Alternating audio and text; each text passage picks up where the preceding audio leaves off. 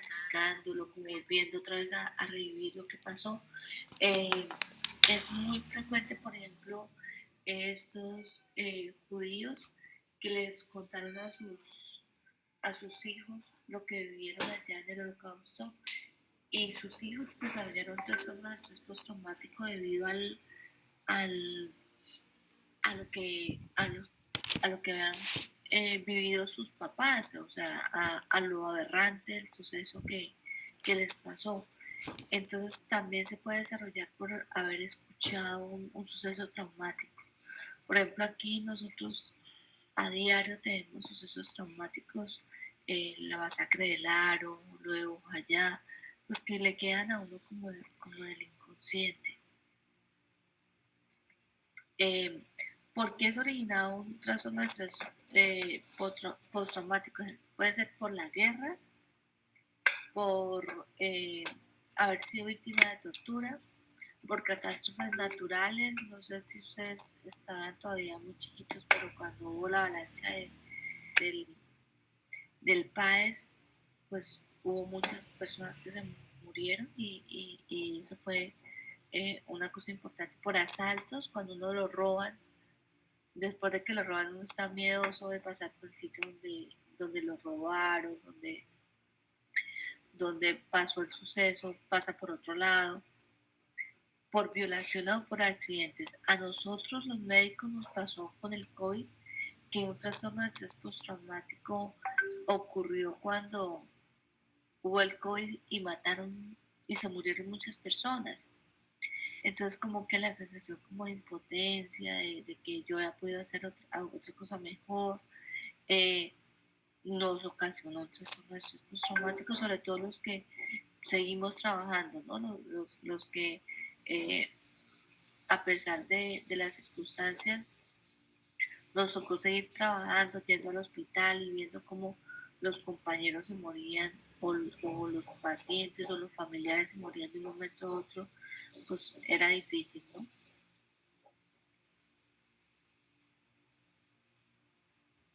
La etiología de la sintomatología pues se define según la causa, la ocurrencia pues, y el inicio y el inicio depende de la exposición única o repetida. Por ejemplo, las personas que trabajan en qué, que trabajan en la Cruz Roja o como bomberos, constantemente están expuestos a acontecimientos traumáticos y también les queda allí en el inconsciente.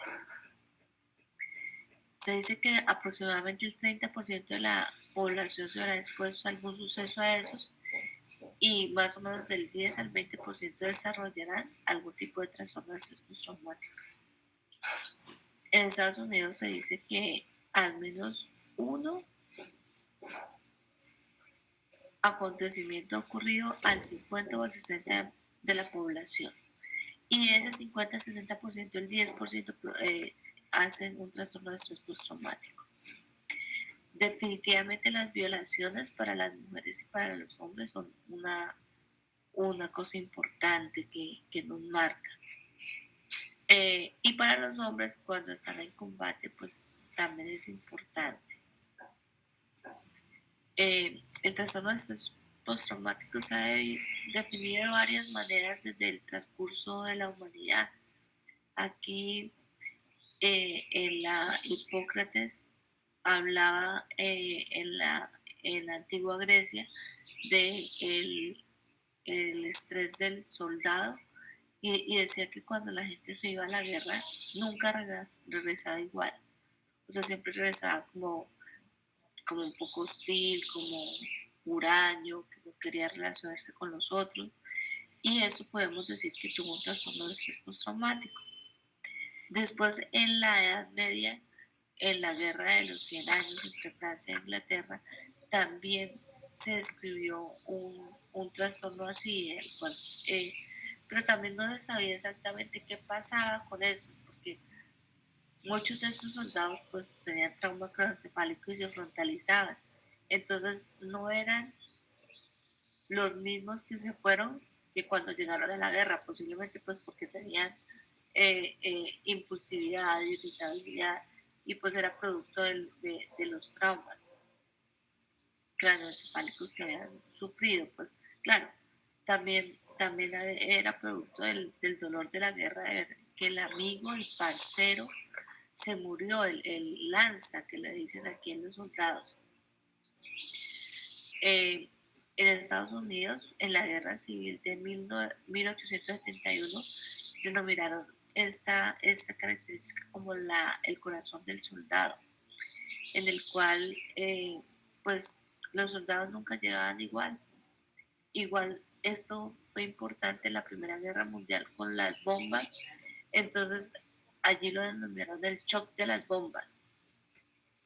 Y empezó a llamarse neurosis traumático en Estados Unidos cuando los sobrevivientes de un accidente de ferrocarril en el cual se murieron más de 200 personas, tuvieron como un suceso traumático. Y también aquí, en una discoteca famosa en Estados Unidos en 1942, en la Coconut, hubo un incendio y estas discotecas eran llenas como de cortinas y eso. Y había solamente una puerta pequeña de evacuación. Allí en ese incendio murieron 492 personas y las que quedaron, pues quedaron muy angustiadas con respecto a lo que pasó. En la Segunda Guerra, con Hitler hablaba de la neurosis de combate o fatiga operacional que sufrían sus discípulos, entonces él cada 6 meses los cambiaba, también como un recurso estratégico para evitar que se aliaran y que hicieran pues cosas diferentes a las que él les decía. Y pues aquí en la guerra del Vietnam, pues fue una cosa terrible, pero allí sufrieron más los soldados que la pobre población, porque aquí los soldados no contaban con el opio que tenían allí en Vietnam. Entonces ellos empezaron a consumir opio y incluso todavía hay personas que han estado en la guerra del Vietnam y desarrollaron un trastorno de estrés postraumático. Incluso no sé si aquí había un sobreviviente, un sobreviviente de Vietnam que fue a la guerra, que era estadounidense, y se vino a vivir a Colombia. Y en un restaurante en la séptima con 63 de Poseto, cogió su arma y mató a todas las personas que habían en el restaurante porque pensaba que eran vietnamitas. Entonces, esto deja como lesiones importantes a largo plazo, ¿no? Dentro de la epidemiología, pues ya les dije que el 10% de la población de Estados Unidos ha tenido una forma de estrés postraumático subclínico y tienen alto grupo de riesgo los veteranos de Vietnam, eh, los hombres que están en combate, las mujeres que han sido víctimas de violaciones y previamente ser una persona viuda, soltera o divorciada o aislada socialmente que no tiene mucha red de apoyo o que tiene escasos recursos es como una causa de, o sea, una cosa premórbida que hace que se presente el trastorno de estrés postraumático. Bueno, algunos estudios dicen que los factores de riesgo para desarrollar el trastorno de estrés postraumático tienen que ver pues con la historia personal, los abusos durante la infancia, entonces que se repiten cuando hay el evento, la historia psiquiátrica familiar, que la familia haya tenido algún tipo de enfermedad psiquiátrica, también pues lo que les dije, ser joven, ser mujer, no tener pareja, la gravedad del trauma, si ha tenido traumas previos, la falta de soporte social. Y la etiología a nivel psicodinámico, pues es que el factor estresante tiene un significado subjetivo para cada persona. Entonces, eso tiene que ver con el sistema de vulnerabilidad que tienen las personas, tanto genéticas como en historias de vida a nivel infantil, y la sensación como a exagerar las cosas o de aumentar los sucesos, o la lexitimia, que es la imposibilidad de expresar las emociones. O sea, los dos extremos están allí. Hay un factor cognitivo que la persona afectada es incapaz de racionalizar y procesar la experiencia traumática. Eh, entonces, pasando por periodos de concientización y periodos de bloqueo del suceso. O sea, aquí no pasó nada, y otros, ¿qué voy a hacer con eso que está pasando? Y también también se dice a nivel psicodinámico que es un trauma o un conflicto no resuelto, que produce regresión y utilización de mecanismos de defensa primarios. Y los mecanismos de defensa primarios son, pues, como la negación, el, el, el colmarse dentro de sí mismo, o sea, la anulación de sí mismo y el suceso, porque el yo intenta disminuir la ansiedad y la angustia que se produce. Eso es muy frecuente en los policías y las personas del ejército, que también tienen ganancia secundaria por el suceso. Entonces, pues, por el suceso entonces me dan más permiso, por el suceso me aumentan el sueldo. Por ejemplo, cuando eran los falsos positivos, que alguien había estado en un evento traumático, y entonces, pues, pobrecito, entonces le aumentaban el sueldo. Y también la gente empieza a comprender los demás, y entonces se sienten muy cómodos con esa situación. Muchas personas, entonces, se cronifica el trastorno de estrés postraumático, porque las personas tienden a, pues, a estar cómodos con la situación de ayuda que les dan las otras personas. De tal forma que hay tres formas de la etiología, que tiene que ver con el entorno, la manera como la persona percibe el entorno, y, los recursos propios para enfrentar las demandas externas.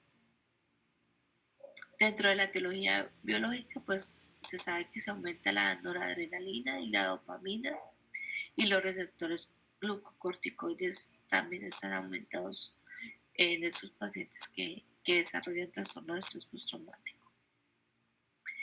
Hay incremento del feedback negativo hipotálamo hipoficial adrenal. Entonces, por eso es que aumenta la cantidad de cortisol y aumenta la cantidad de glutamato, especialmente en la corteza prefrontal, que es donde yo reacciono frente a una emoción, en la amígdala y la corteza ventromedial. Pues el diagnóstico se da primero, pues, por la exposición a una muerte o una lesión o una violencia sexual grave, que puede ser la presencia directa, o que le cuente el suceso, o haber visto o ser también víctima de un hecho traumático. El otro proceso es la evitación, que persisten los estímulos asociados al suceso traumático. Entonces, pues, yo tengo recuerdos internos, entonces, y angustiosos acerca del sitio y lo que pasó. Entonces, las personas tratan de evitar recordar o pasar por la calle donde me robaron, o pasar o tener conversaciones con las personas con las que estuvo cuando estuvo el evento, o hacer actividades que hacía previamente, que les recuerdan el evento. Esa es la otra característica. Y otra característica son las alteraciones negativas y cognitivas del estado de ánimo. Entonces, pues, yo no quiero recordar el suceso, tengo expectativas negativas y todo el mundo es malo, caótico, tengo una percepción distorsionada de la causa y las consecuencias del suceso. de tal forma que esto me va a acarrear que yo dañe mi carrera o que la vida se acabe aquí. Y hay un interés disminuido por hacer las actividades que antes le ocasionaban placer. Esto crea un desapego y como extrañamiento de los demás que hace que yo me como que me camufle en mi casa y que no quiera salir de mi casa. Es muy frecuente ver personas que están muy tristes y que no quieren volver a su trabajo después de un evento traumático. Finalmente, pues hay una alteración importante en la alerta y siempre están como hiperestimulados y tienen respuestas de sobresaltos y exageradas frente a una situación de la calle con cualquier cosa. De tal forma que si se les habla se ponen muy irritables, tienen alteraciones del sueño importantes y problemas para concentrarse.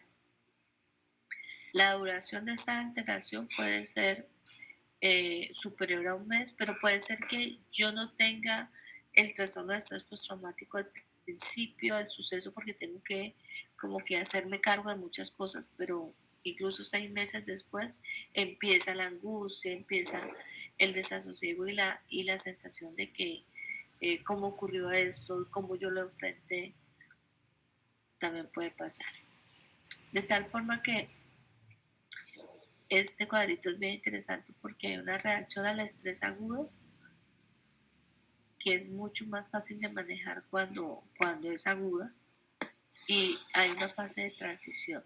Pero cuando es el trastorno de estrés, se pasa harto tiempo después del trauma, se vuelve crónico y es mucho más difícil de manejar.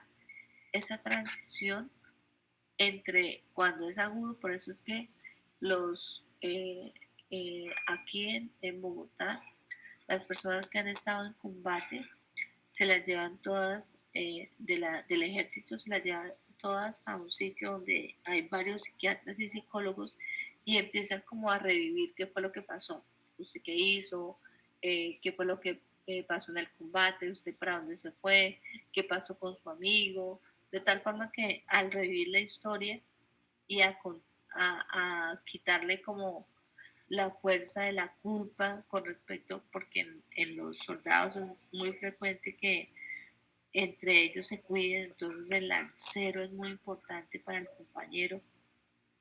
Entonces, al haberse muerto el lancero y él no haber hecho cosas por él, se siente muy triste y muy mal. Entonces, ellos lo que hacen es como recapitular qué hicieron y también sacan finalmente la conclusión de que no pudieron hacer más y que lo primero era resguardar su propia vida.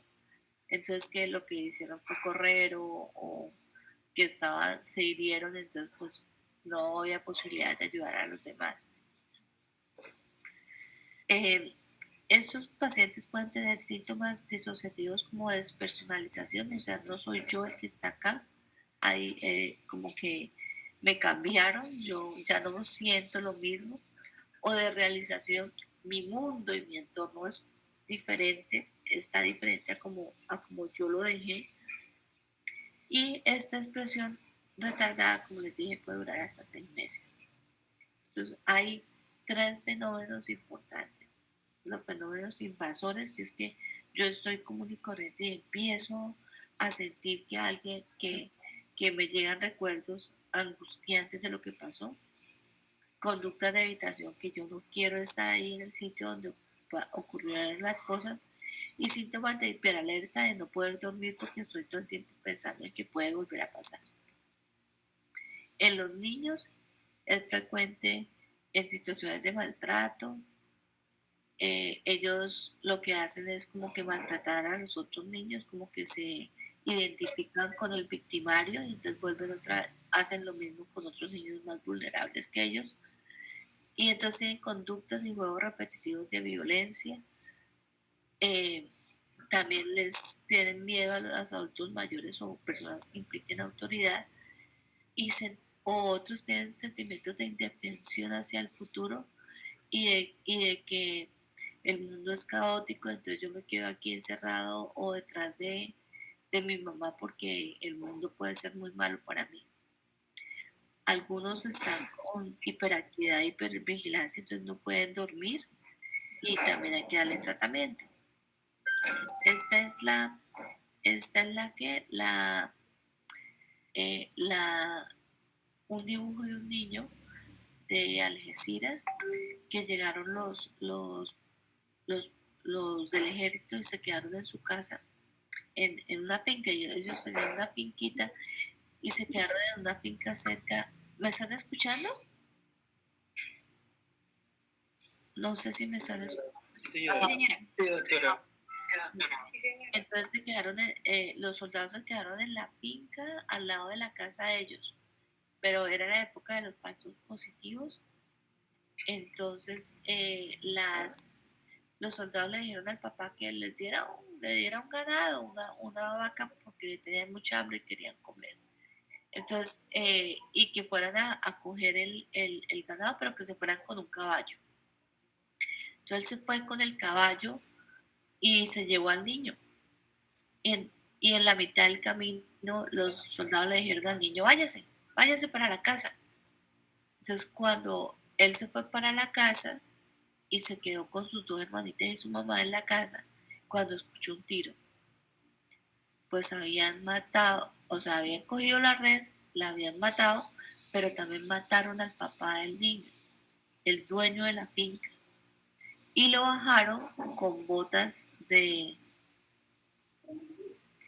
unas botas como de la guerrilla y con uniforme de la guerrilla. Y lo hicieron pasar como que era un guerrillero que habían cogido. Yo creo que alguien tiene el micrófono abierto para que lo cierre. Entonces, bueno, pues el niño, ellos se quedaron 3 días allí en la casa después de que eh, se fueron los del ejército allí. Ese es el dibujo de él. Y después cuando salieron, el papá estaba en la morgue aquí del hospital como guerrillero. Entonces el niño pues no pudo olvidar eso. Cada vez que veía un policía o alguien del ejército se asustaba muchísimo y estuvo en la unidad mental como 2 meses. Mm, Casi siempre cuando los niños tienen un trastorno de estrés postraumático, lo que empiezan es con culpa. Culpa porque no fueron capaces de bloquear lo que pasó. Culpa porque fueron abusados y no fueron capaces de decirlo. O porque el abusador casi siempre les dice, no, si es que si dicen yo le voy a hacer daño a su mamá, le voy a hacer daño a su papá, o les voy a hacer algo, entonces los niños casi siempre se pliegan. Y diagnóstico diferencial puede ser pues, en los soldados el trastorno, el trauma craneoencefálico, la epilepsia, la intoxicación aguda con o abstinencia de sustancias psicoactivas, el trastorno limítrofe o antisocial de personalidad que inventan cosas que no han pasado, los trastornos disociativos y los trastornos ficticios y la simulación, que yo les dije que es frecuente en soldados. El curso y el pronóstico, pues, depende primero pues, de la aparición eh, pronta y el pronto tratamiento. Se dice que el 30% de las personas se recuperan, pero el 10% no presentan cambios, incluso empeoran después de haber recibido tratamiento y de estar como con todas las cosas adecuadas para estar mejor. El coste sanitario, pues, un trastorno de estrés postraumático es grandísimo. Y se dice que las consultas a medicina general son mucho más altas y a eso yo voy, más que después de que ocurre el trastorno de estrés postraumático y hay que preguntarle a las personas para que reciban tratamiento, porque lo contrario no van a decir que tienen síntomas. Y pues entonces el objetivo del tratamiento pues es aumento de la capacidad de adaptación frente al estrés, disminución del riesgo de comorbilidad secundaria, o sea, del abuso del alcohol, de conductas violentas, de suicidio, mejoría de la discapacidad, o sea, a hacer que el paciente tenga un funcionamiento igual al previo y mejorar la calidad de vida del paciente. Dentro de los antidepresivos que se utilizan mucho los tricíclicos como la mitriptilina y la imipramina. Esos medicamentos tienden a producir somnolencia y actúan sobre la acetilcolina, entonces disminuye la ansiedad y la depresión y pues ayudan a dormir. Los inhibidores selectivos de la recaptación de serotonina como la fluoxetina y la paroxetina también se utilizan si están muy deprimidos y ansiosos. Los duales, los antidepresivos duales como la venlafaxina y la mirtazapina sirven para la ansiedad y para la depresión. La clonidina también se utiliza y el propanolol porque sus pacientes refieren que tienen taquicardia, dolor en el pecho, hiperactividad y para la hiperactividad dopaminérgica pues se utiliza el haloperidol, la clozapina, que son los antipsicóticos típicos y atípicos que utilizamos normalmente.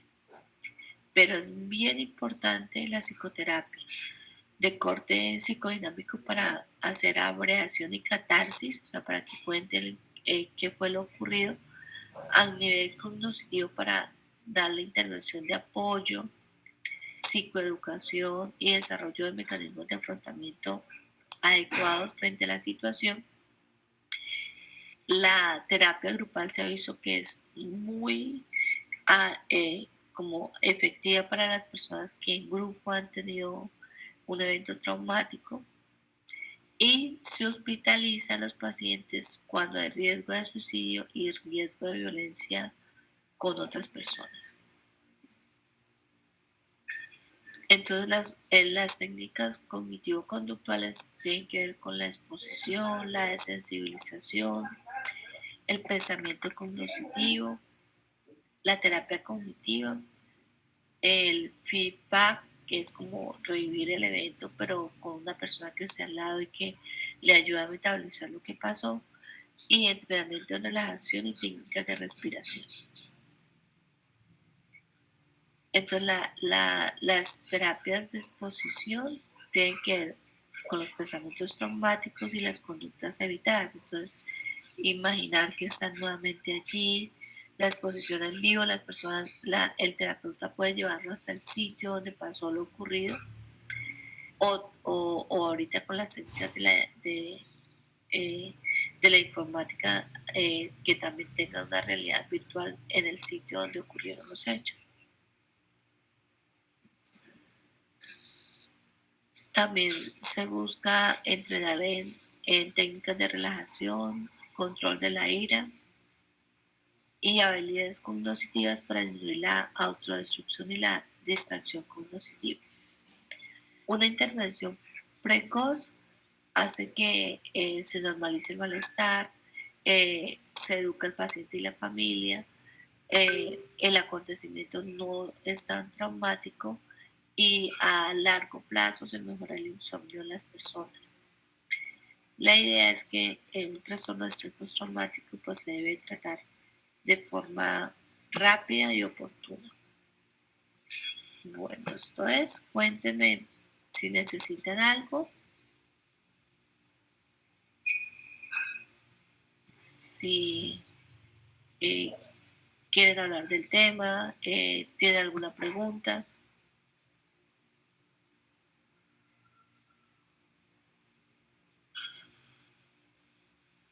¿No? No, señora. ¿Les ha pasado cuando los roban después no quieren pasar por la misma calle que lo robaron?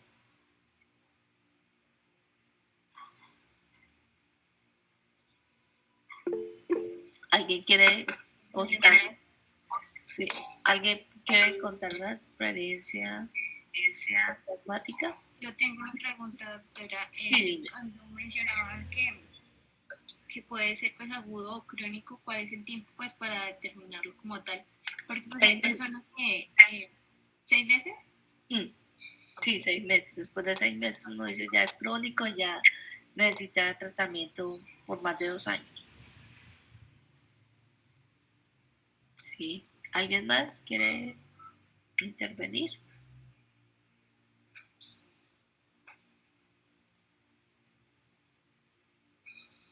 Profe, ¿en todos los casos se necesita medicación o hay algunos que solo psicoterapia? No, por ejemplo, lo que yo les contaba de los soldados que están en eventos traumáticos, pues en la guerra, en la escuela militar, van todos y se reúnen y empiezan a hablar, a como que reconstruir el suceso. Pasó tal cosa, yo hice tal otra, fulanito hizo tal otra, de tal forma que al sentir que están respaldados y que no, los otros no los culpan y que ellos mismos tampoco se culpan, pues se les disminuye la ansiedad y posiblemente pues necesitan otra intervención pequeña y ya no más. Entonces pues no necesitan necesariamente medicamento. Hay necesidad de medicamento cuando no se puede dormir, cuando yo estoy con dolor en el pecho, con signos somáticos, con evitación después de 15 días que no quiero hacer nada, sino que me refugio en mi casa porque el mundo es caótico, allí hay que intervenir.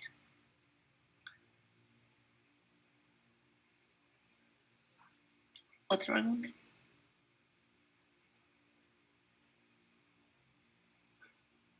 Bueno, entonces que tengan buen día. Yo creo que nos vemos entonces el lunes para hablar de